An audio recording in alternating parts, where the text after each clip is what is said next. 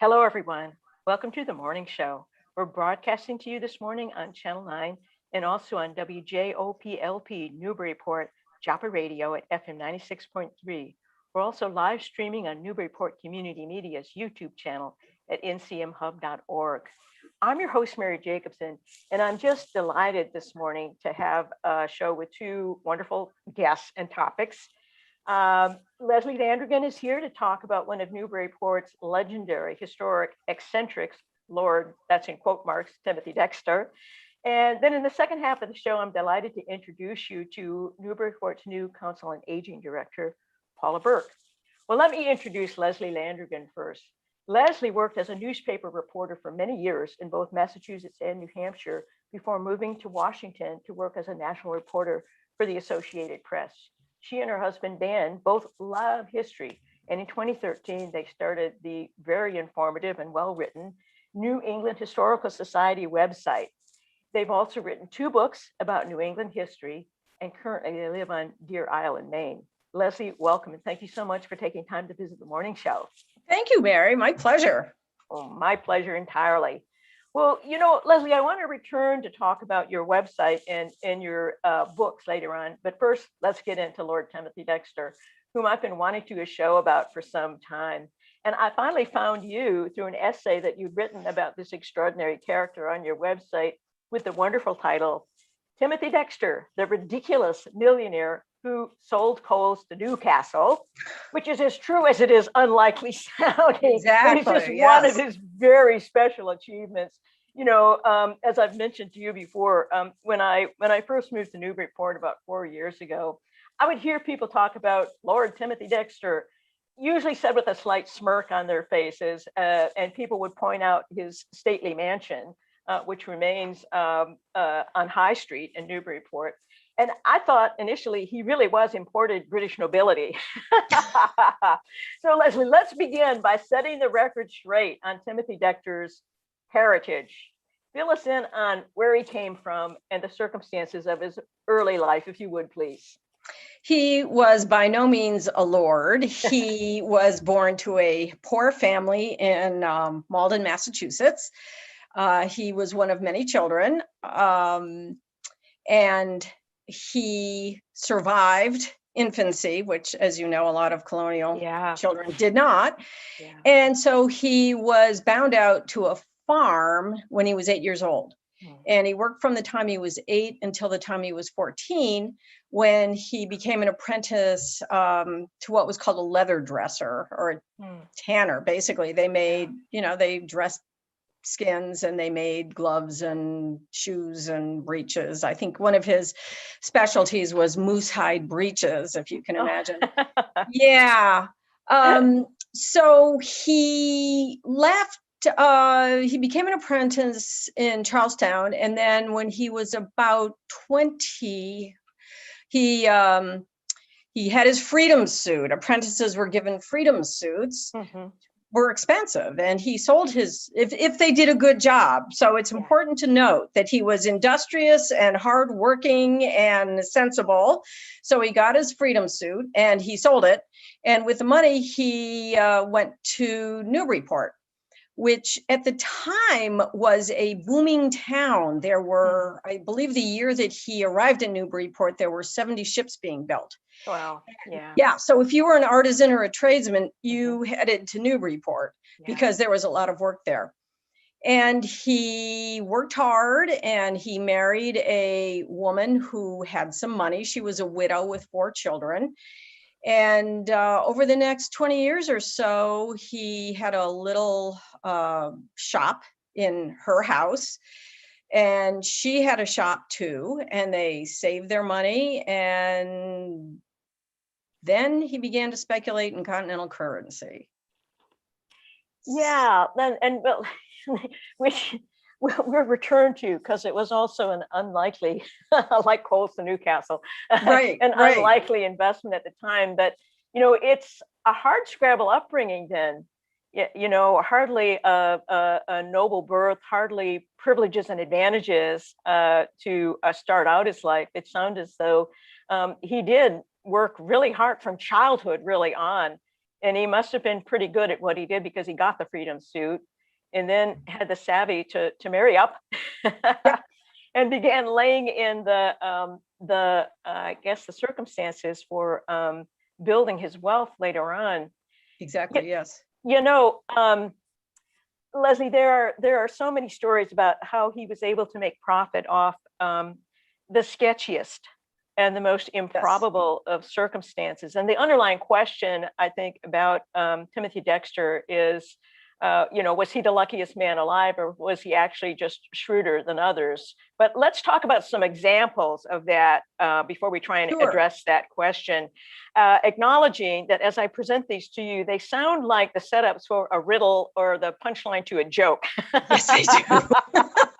But let's start with the continental currency. Could you tell us about, what he bought and why it would have been seen initially as a really terrible investment, and how it worked to his advantage after all? Well, yeah, during the American Revolution, in order to pay for the war, continental currency was issued, and this gets very complicated, and I don't understand it. I think the only person who does is Henry Adams, but aside from that, and he's not available. No, exactly. The states issued money, the Continental Congress issued money, but after the war, it became worthless. It was paper, and it was not redeemable for gold. And so people, revolutionary soldiers, for example, had been paid in this continental scrip, and it became more and more worthless. Mm-hmm. And Timothy Dexter had a hunch that this worthless currency would someday be worth something. And he was right. Alexander Hamilton basically reorganized the financial system of the United States. He created a central bank. He assumed all the states' debts, and he said, hey, voila, this continental currency is suddenly redeemable. And Timothy Dexter was suddenly overnight a millionaire. Wow. And this was the seminal moment in his life, really, with a continental currency. It was a time in Newburyport where, as Newburyport's own John P. Marquand pointed out, the rich people were suddenly poor because their money was worthless and privateering was over, and Timothy Dexter was rich. And he also, Marquand believes, and I think this is probably true, he also became unmoored because he had spent this would have happened in 1791 or 1792. He had spent his whole life leading a pretty disciplined routine, and all of a sudden he had all this money, and we've all heard this story before. So that was when he started acting a little crazy. Yeah, that's really interesting. Out of those kind of humble origins, and it was hardworking, but then to have this business deal strike it rich for him, it upended, if I'm understanding you, his whole world, and kind of released certain things in his character. Yes. Something happened. One thinks of Citizen Kane. Yeah, exactly. Well, yeah, it's such an interesting story, and it's just a fascinating kind of launching pad for his wealth. And that wasn't his last business deal, hardly. No. So again, it sounds like the setup for a joke, but how do you make money exporting bed warmers from chilly New England to the equatorial climes of the West Indies? Well, it turned out that bed warmers also could be used in the molasses and sugar industry, which of course was huge in the West Indies.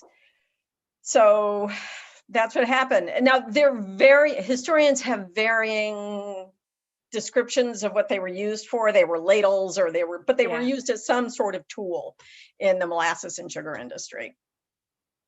So once again, he looked at a bed warmer and saw something else. Yes, exactly. Yeah. We have to give him credit for that. Well, I think of Newburyport at the time, and he was a merchant. He bought 2 ships. And he'd go down to the waterfront, he'd go down to the docks, and he'd pick up gossip. And, I live in Deer Isle, and that's what the fishermen do. They go down to the Harbor Cafe, or they go down to the wharf, and they pick up gossip, and, who's in, who's out, someone's catamaran just showed up, or they're buying lobster at thus and so a pound. So I think he probably picked up a lot of information down there, a lot of market information, and acted on it, and got lucky. Which is both shrewd and lucky. Exactly. Yeah.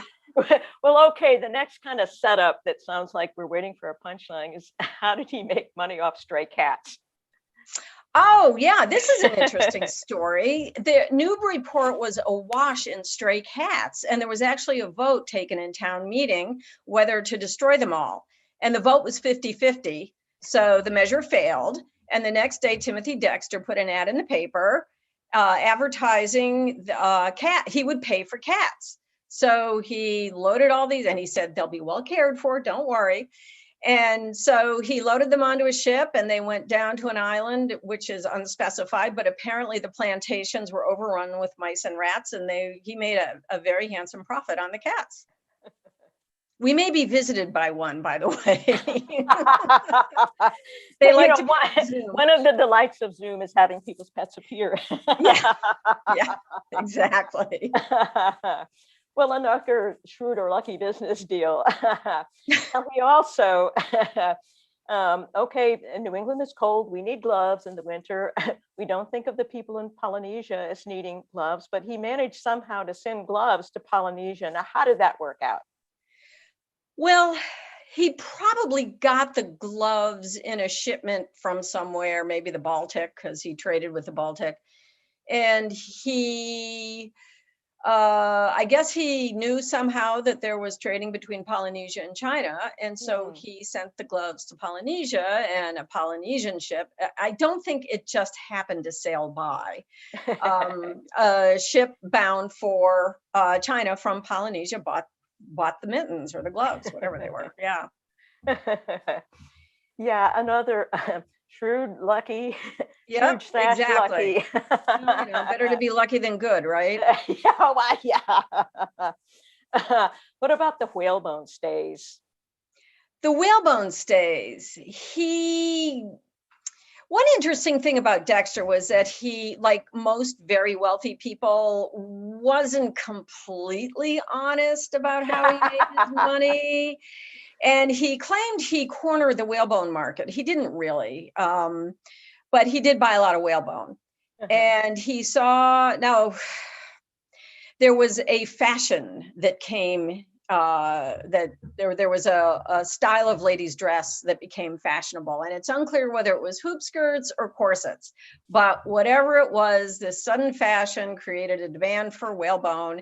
And yeah, he did well on the whalebone too, for either corsets or hoop skirts or something. Whatever the fashion was, he just happened to have cornered the market. Exactly. Yeah. On the stays that were required to sustain the fashion. Exactly. So once again, score one for Timothy Dexter. Exactly. And now let's circle back, Leslie, because selling coals to Newcastle is it's like a phrase people use to point out the likely futility of an endeavor.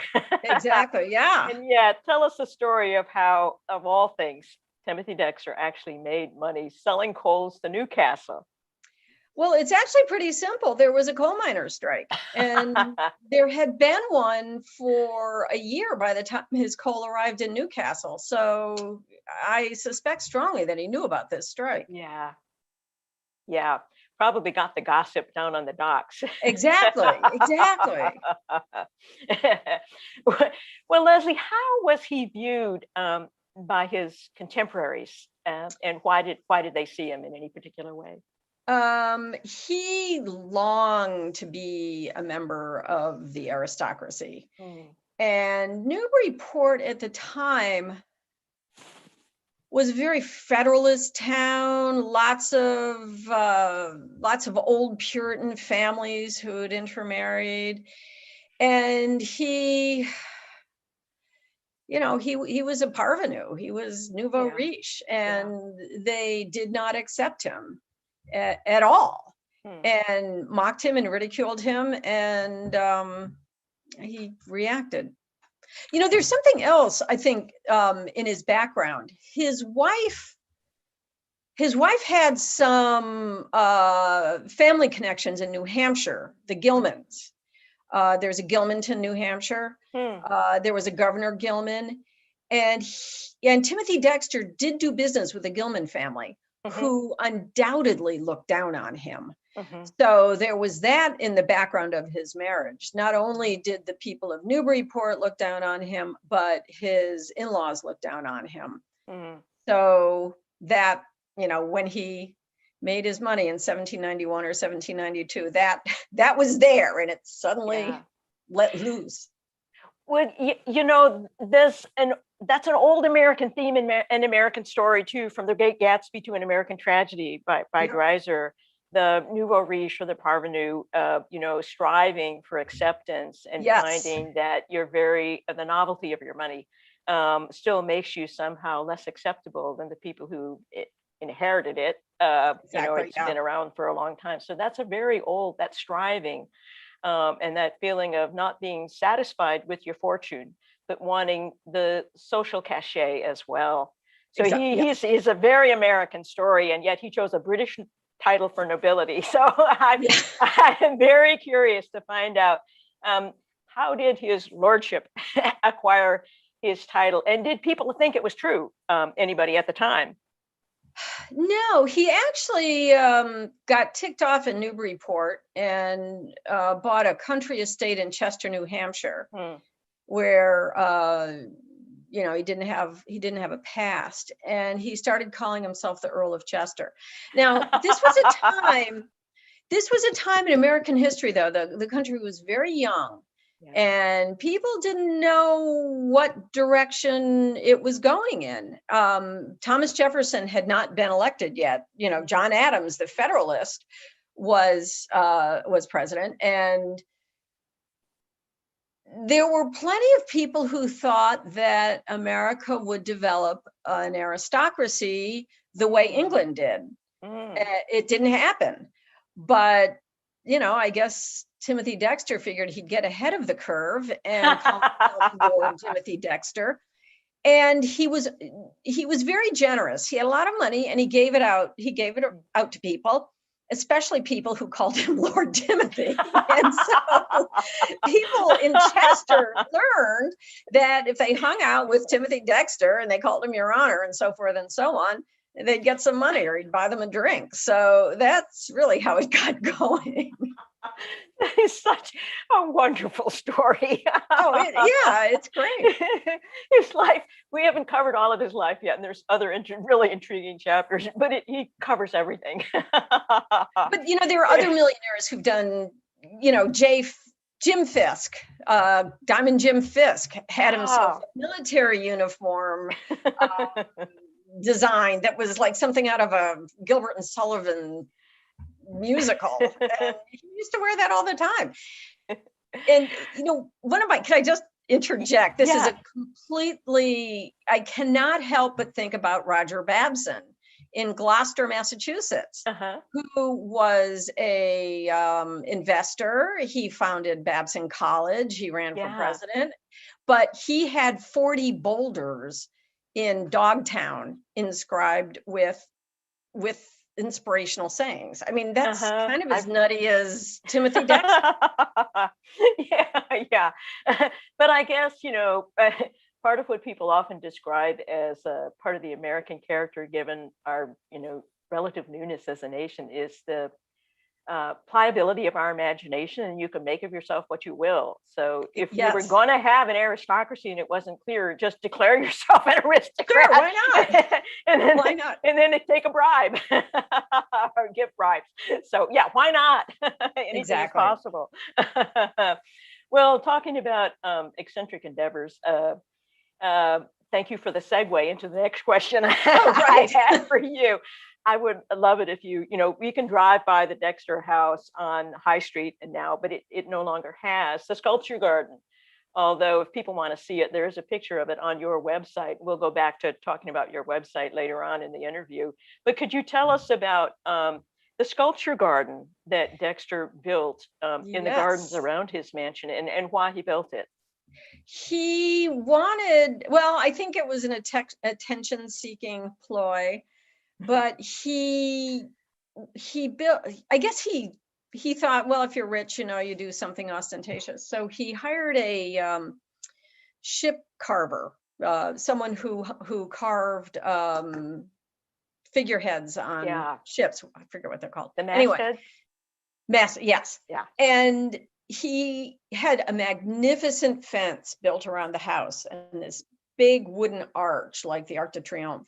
And he had his carver make these giant wooden sculptures. On the arch were the first 3 presidents of the United States, but he called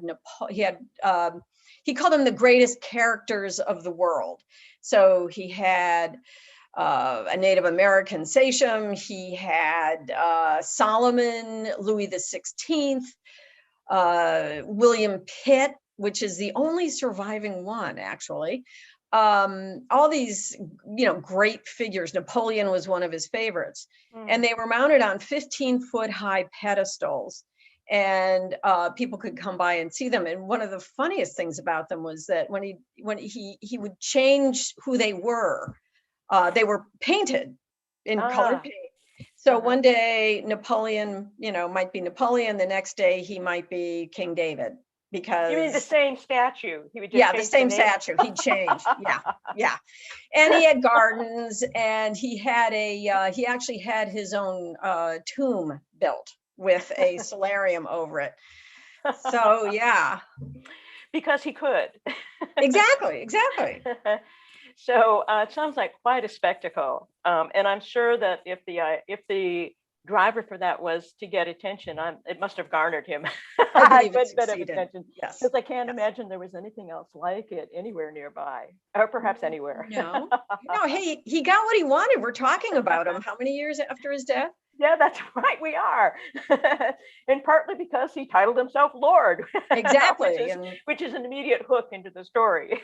So, well, can you tell us? I mean, obviously the statues are no longer there. What happened to them? Do you know? They most of them blew down in the storm of 1815. Okay.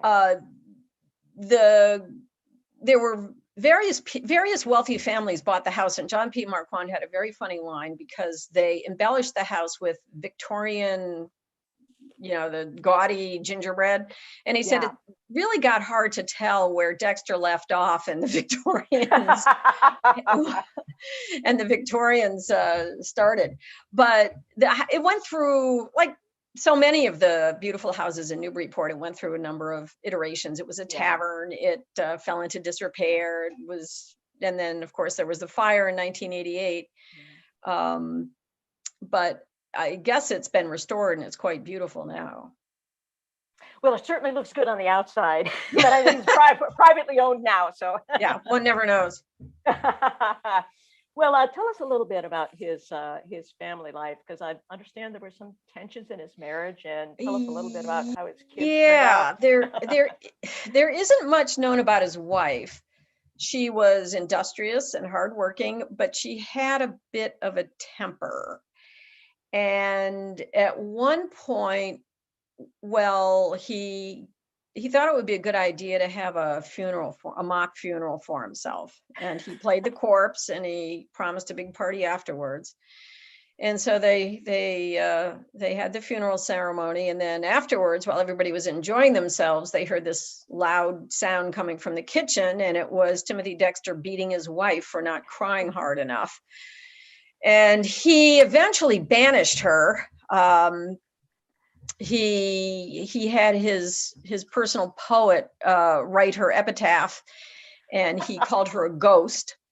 And he either ignored her or banished her, one or the other, for a while. But they didn't get along. And they had 2 children, Sam and Nancy. And Dexter had hoped that his son would become a well-educated English gentleman, but instead he became a poorly educated drunk, and he ended up dying a year after his father. And his daughter was apparently very beautiful, but really stupid and possibly had mental illness. So she got married and then divorced and drank herself to death. So yeah, it was really sad. Yeah, it is sad. And you know, the story of that kind of, I guess today we'd call it a performative funeral. Yeah. Yeah. But it's so interesting because it both speaks to the kind of, I mean, he held it, as you're explaining, he wanted to see how people would react, people would mourn. And so that craving for attention and importance was clearly just bottomless. Just bottomless. So, I mean, there's an arrogance to having a performative funeral, but there's also such an underlying kind of pathos, bottomless craving. Yeah, almost. Yeah, absolutely. So, again, just such an interesting character. Now, he also he wrote a book that did very well, although, well, I'll let you describe it and why it, and people can hear why it sounds like it's an unlikely bestseller, but it was. So please tell us about it. Yeah, it was called A Pickle for the Knowing. And it was kind of like James Joyce's Finnegan's Wake, only not so much.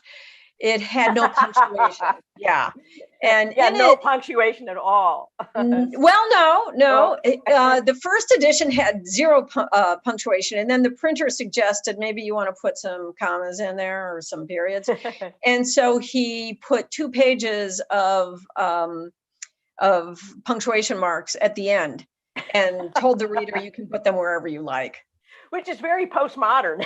Yeah, it really is. It really is. So, but what was what was he writing about? Well, he was talking about how great, G-R-A-T-E, he was. He talked about, he complained about his wife. He complained about politicians, and he complained about the clergy. Okay. Yeah. It's a tough read, believe me. What do you have any what made it sell? Because it went into number printings, I think. I think it was a curiosity. Yeah. I think he probably bought some himself and gave them away. No doubt. You know, that happens today in Washington, D.C. If you see a political biography that's on the bestseller list, that's what happened. Right. Yeah. So I think it was partly, but it's still in print, you know. Well, yeah, I know. And as you point out, we're still talking about it. Exactly. and as still read it. Yes. And as John P. Marquand pointed out, Cotton Mather and Increase Mather and the great Puritans, no one's reading them anymore. So yeah, that's true. Well, I think I have the date right. I think he died in 1806 at the age of 59. 59, yes. Please tell us about his will and what you make of it. He took care of his wife. He gave her a liberal bequest. He gave $2,000 to the poor, which would have been quite a lot of money then. Oh, yeah. He gave $2,000 for the clergy, despite all of his complaints about them. Or he called it, wait a minute, I wrote it down. He called it for the support of the gospel. And $300 for a bell in Malden. So he wasn't all bad. Yeah. Those are interesting and generous and thoughtful bequests. Yes. So, he actually at one point had offered to pave High Street if they would name it after, if Newburyport would name it after him. And they said no. Missed a chance there. Yep, their loss, definitely. I'm sure it would have been Lord Timothy Dexter Street or Avenue. Oh, absolutely. No question. So, well, so, all right, Leslie, time to get your verdict. What say you? Luckiest man who kept stumbling into fortunes, or shrewd businessman who saw opportunities that others just didn't envision or discounted? I would quote Branch Rickey, the great general manager of the Dodgers, and say luck is the product of design. So, yes. So I think he was lucky, and I think he was also shrewd. Yeah. Well, that makes sense. there's a saying, luck is what happens when preparation meets opportunity. Yeah, there you go. Along the same lines. And so, he did see the possibility for opportunities, clearly, with the continental currency and the seeing the whales a ladle days, and a bed warmer. Yes, exactly. But you still have to have the luck that your deal works out. Well, and he also, he worked hard and he bought ships and he had the ships to sell those, to take those things. So that's right. So we got to give him credit. And it's just such an extraordinary life story. It's such an extraordinary life story. So that my next question is for you is, why on earth hasn't Lord Timothy Dexter's dramatic and magnificent, eccentric, unlikely life been made into at least a made-for-TV movie? I have no idea.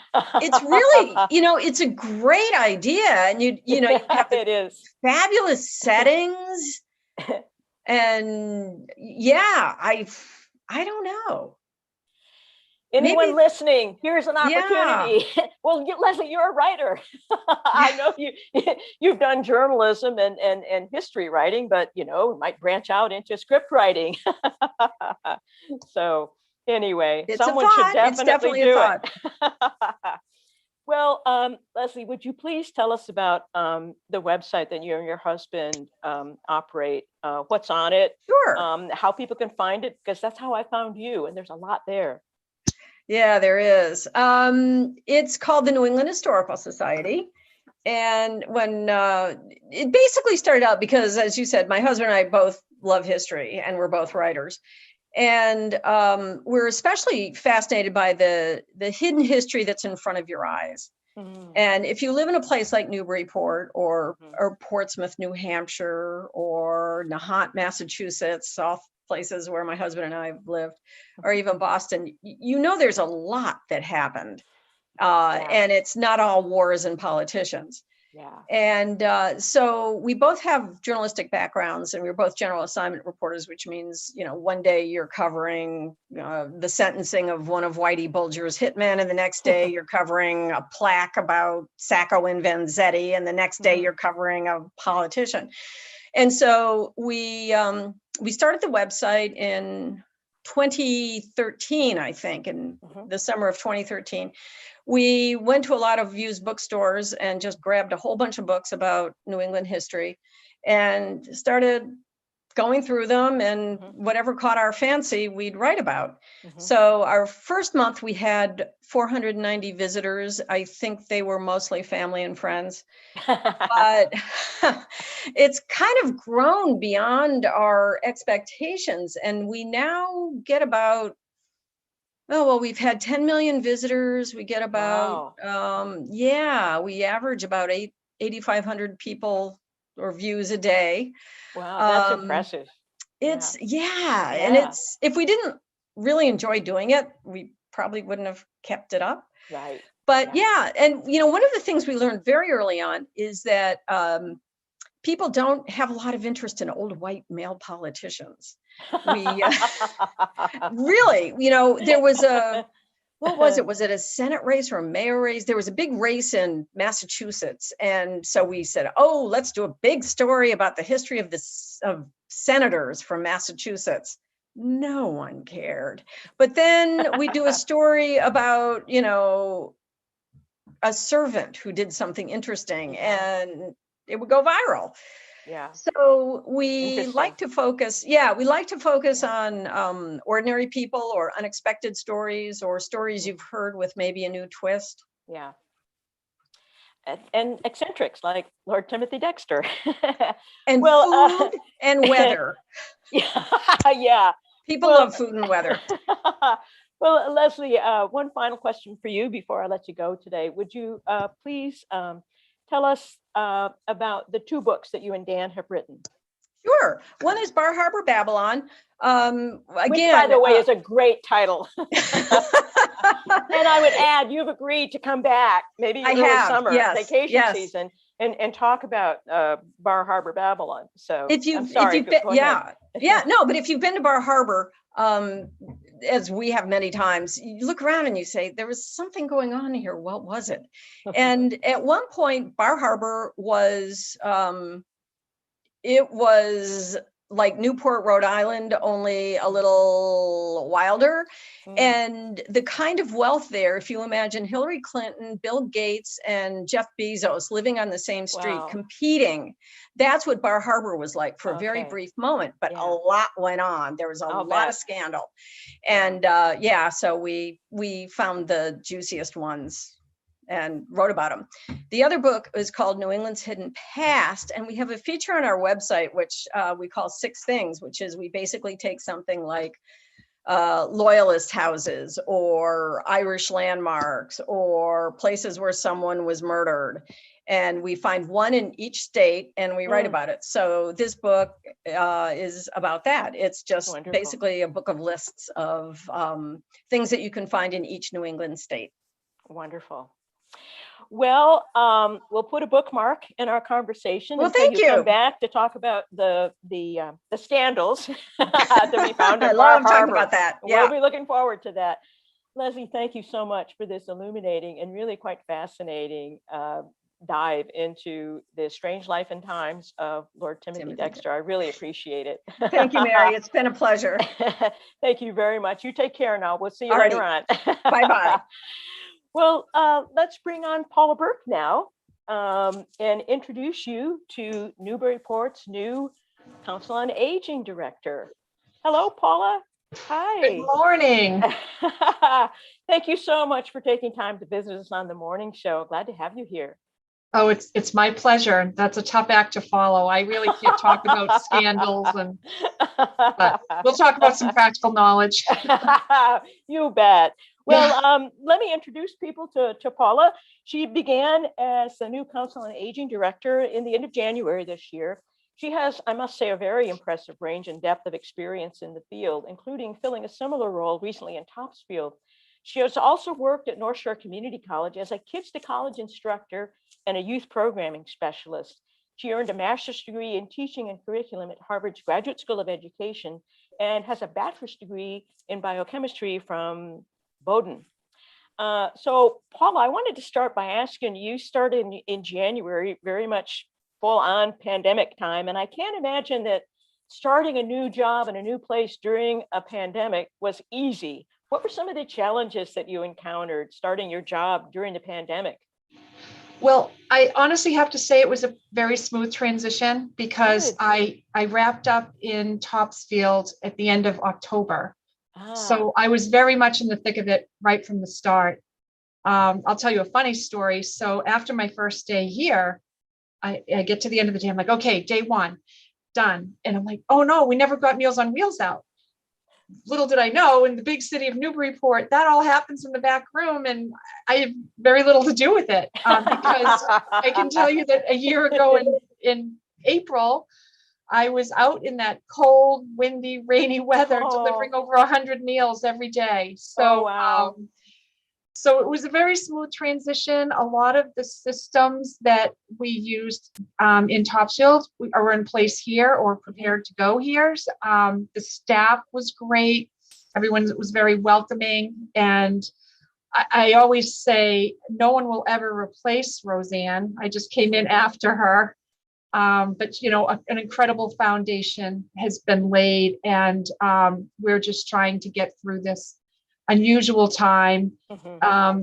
The focus quickly shifted to vaccines, which was great because now there's a sense of hope and optimism. So as much as you're trying to just get through the day and the weeks and the months before and stay safe, now we can kind of see a path to the future and be more proactive. So I've really spent a lot of time doing that, which of course would have been new wherever I was. So I was reading in the Daily News about your efforts on that front and how, you know, how substantial they were and how many phone calls you were getting. So and I know people were kind of feeling pretty frantic for a period of time, and has that gotten easier? What's it like now?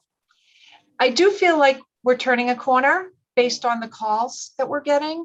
I'll start by saying, and I do want to provide a little information too, because things are changing so rapidly, but I applaud Mayor Holliday for having the foresight to rent out the Senior Community Center to the Beth Israel Leahy Health Anna Jake's Network, I understand why some people may push back saying, well, it should have been just for Newburyport.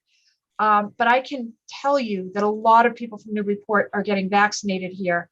And what that means is when people call that are members of that network, we can give them the scheduler's phone number and they can get vaccinated here. And that opens up other slots for people through other means, like the collaborative that just opened and the local clinics that have been hosted by the Board of Health. And they've done a fabulous job.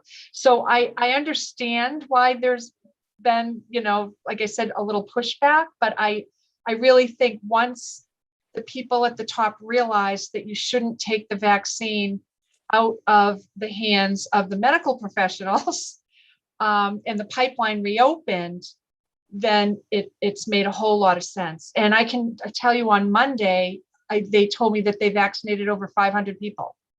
Yeah. And you'd never know it. If you came by here, I mean, the parking lot is pretty full, but the line never gets very long. Everyone is very spread out. We feel perfectly safe here.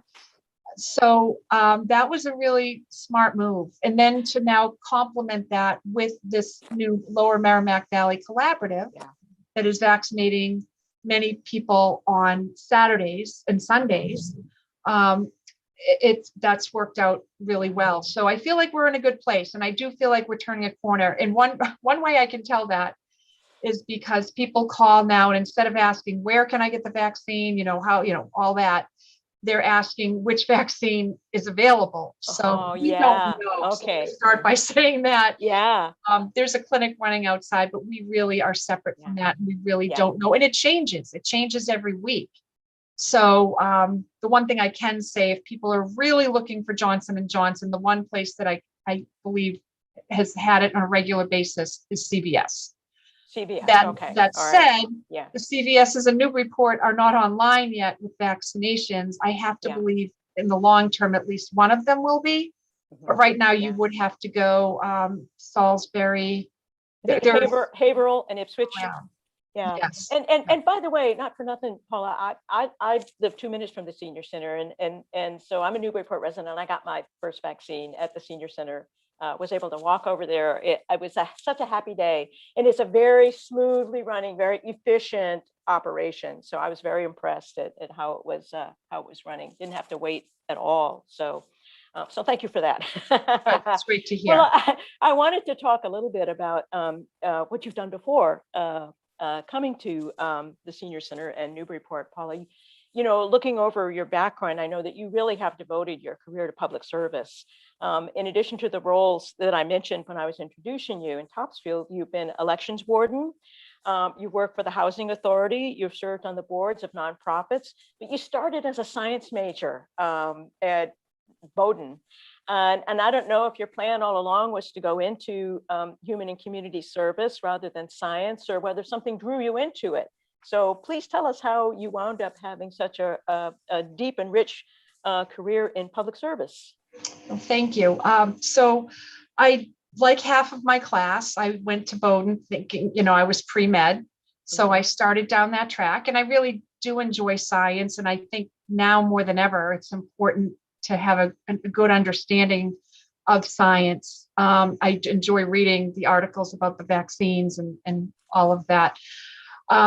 So along the way, though, it was kind of the time when HMOs, there was all that discussion about HMOs and insurance. It seemed to be moving away from, the family doctor. And I thought, I don't know that I want to get embroiled in all of that. So I switched gears mentally. I completed the major. I like I said, to this day, I love that. So I actually thought education would be the way to go. So I got into teaching. So I taught it down the street at Pentucket. We used to call it Pentucket Country Day School. But I loved that. And I had a range of students. I had the AP biology class, and then I had the general chemistry students, and I loved all of them. I learned from all of them. So I do consider myself an educator at the core. And I try to bring that to everything that I do. And I do feel like the Council on Aging really lends itself to that. I live in Topsfield. I moved in 1995, And I moved in June. In July, I joined my first committee, and I volunteered or worked for the town ever since. And I felt like the Council on Aging Director position was really the culmination for me of all of those things that I took away from each experience that I really loved. I was the town clerk, so I still get to live election days, counting ballots, which of course was quite interesting in 2020. But so I think it came early on, and it's kind of manifested itself in different ways, but I feel like this is a great place to kind of wrap up. Yeah, wonderful. Well, one of the other things that intrigued me when I was reading through your work history is that you've kind of worked across the edges of the lifespan, because you've worked with kids, and you also have spent a lot of time and currently are working with seniors. And so I was curious to ask you, what have you enjoyed, or do you enjoy the most about these two generationally contrasting groups, and what kinds of things do you feel like you learned from each, both the seniors and then at the other end or the beginning of the lifespan, the kids? Sure. Well, I'll start by saying I learned from all of them. And I think they're more similar than different. I feel like those in between years when, you're worrying about paying the mortgage and all those concerns and responsibilities that we have, sometimes we lose that child within us, but I think you get it back. And so I really love having the opportunity to try to help that happen at the other end of the spectrum. Working with kids, I was doing that before I started my family, and then when I had my family, and I was working with a broad range because the Kids to College program and Summer Discovery program served students ages 5 through 16. And then we had the counselor group, which was the next age group. So I learned so much about being a parent from all of the children and young adults that I encountered. And so hopefully it made me a better parent. I think you'd have to ask my kids. But the other thing that it did is it really afforded me the opportunity, because of the way it was set up, to get out of Topsfield and to get my kids out of Topsfield. We spent most of our summers in Lynn, and we were hanging out with kids from Lynn, Revere, Saugus. And I think that was wonderful for me. And again, I would hope for my children as well. It comes up all the time, different things that we did over the summer. So that was great. And I really just, it really broadened my worldview, and especially last year, with kind of the politics and understanding like different parts of the country. And I think it really helped me understand, like, yes, we're not all the same. There's so many influences that shape who we are. And I think that really did that for me. And it was through the children. And I think you can really judge a community by the kids. That's the future of the community. So, and then I get to see, like you said, the other end. And I've had aging parents. It's a complicated family tree, so I've got more than my share. I've been blessed. So I think that's what kind of brought me to this position. And now that I'm here, I've just learned so much, the wealth of experience and wisdom, and how I envision my future and decisions I make now that will hopefully result in in wonderful, fulfilling, productive golden years. One of my best friends is 100. She just turned 100 in October, and she's incredible. And I just have so much admiration, and I hope I can be half the person she is.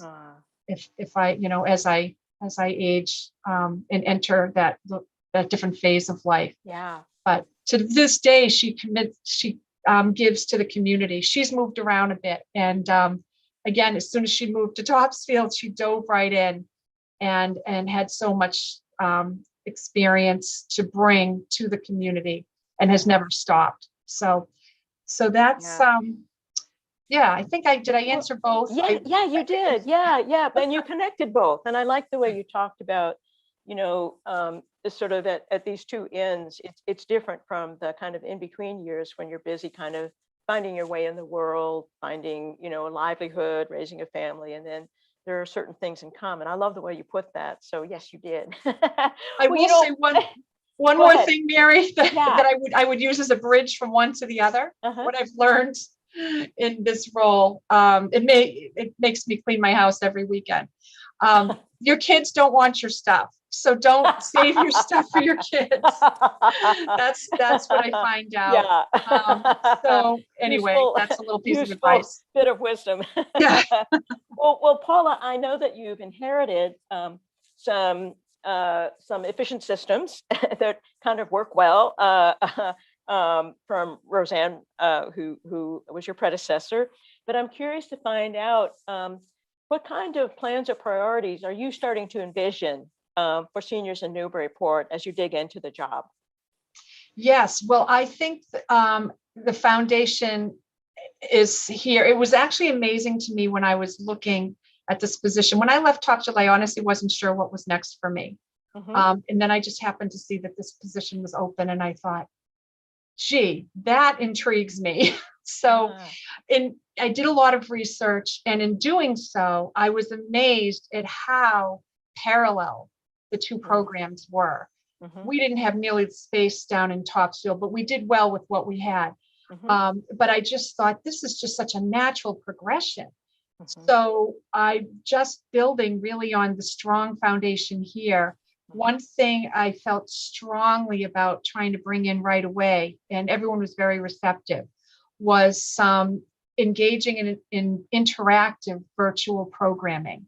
There definitely were connections through the hub and other ways to remote experiences, but the virtual programming through Zoom allows that social engagement that you can't get watching cable or on the computer. It's so that was something that was a high priority. So working with Mary, and we have a new COA assistant, Kate, we came up with a plan that on Tuesdays, Wednesdays, and Thursdays at 1:00, we would have a virtual program. The Wednesday one would look quite familiar. For years, there's been the community day talks or presentations, and Mary's done a great job of bringing people from all walks of the community in to share their stories. And so we just brought that online. So that was easy. And then I had some tried and true programs and willing volunteers to come in on Tuesdays. We call it a virtual global experience.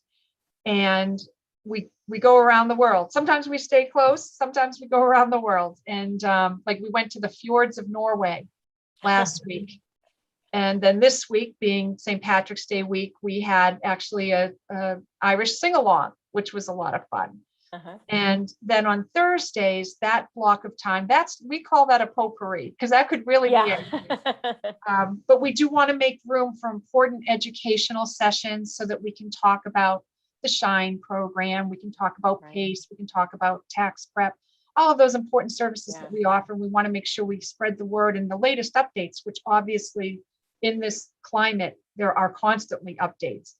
So we would insert those there. But we would also have cultural experiences and artistic programs.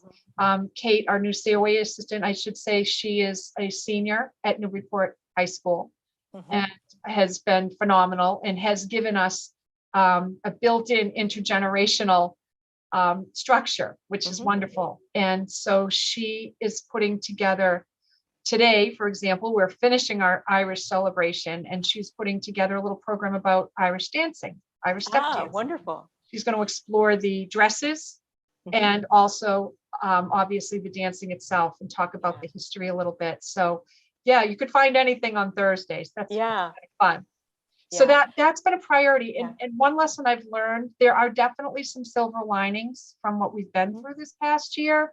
And I think virtual programming is one of them, because first of all, there will be some fear to kind of get back to normal. But then there have always been some people that haven't been able to access the programs here at the site because of limitations. And now we want to try to reach out to them and bring the programming to them. And that's forever.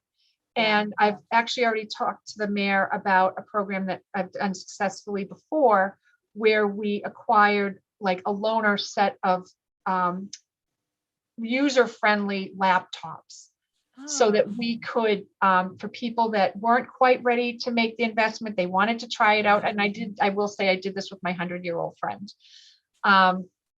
And it's an opportunity to kind of experiment, and they can keep it as long as they need it. If the family might say, okay, this is working out for mom or dad, let's get them one for Christmas or a holiday or birthday. Yeah. And so that's kind of the goal of that program. Yeah. So that is definitely something I'm looking to bringing in. And Paula, that's a great idea. That's a real service to bring to people, to, create some familiarity, overcome fear of technology. I think that's really great. Those all sound like, just wonderful gifts to the community.